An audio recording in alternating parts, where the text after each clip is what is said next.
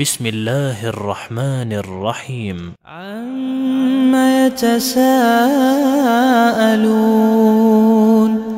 عن النبأ العظيم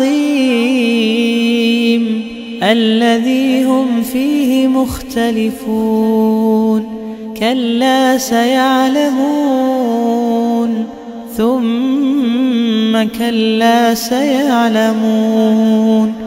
ألم نجعل الأرض مهادا والجبال أوتادا وخلقناكم أزواجا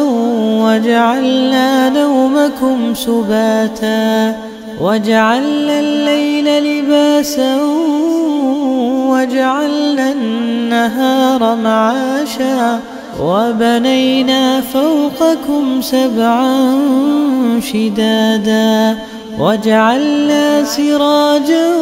وهاجا وأنزلنا من المعصرات ماء ثجاجا لنخرج به حبا ونباتا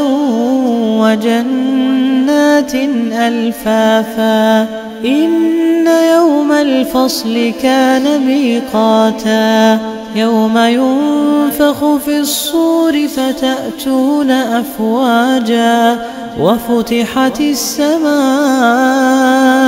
فكانت أبوابا وسيرت الجبال فكانت سرابا إن جهنم كانت مرصادا للطاغين مآبا لابثين فيها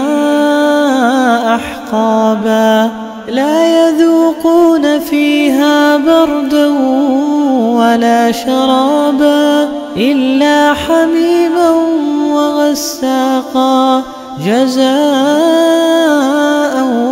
وفاقا إنهم كانوا لا يرجون حسابا وكذبوا بآياتنا كذابا وكل شيء أحصيناه كتابا فذوقوا فلن نزيدكم إلا عذابا إن للمتقين مفازا حدائق وأعنابا وكواعب أترابا وكأسا دهاقا لا يسمعون فيها لغوا ولا كذابا جزاء من ربك عطاء حسابا رب السماوات والأرض وما بينهما الرحمن لا يملكون منه خطابا يوم يقوم الروح والملائكة صفا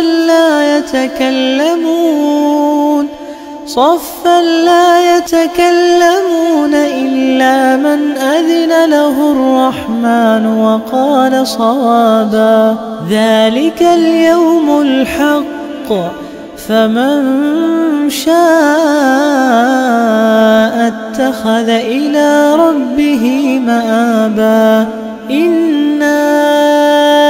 أنذرناكم عذابا قريبا يوم ينظر المرء ما قدمت يداه ويقول الكافر يا ليتني كنت ترابا.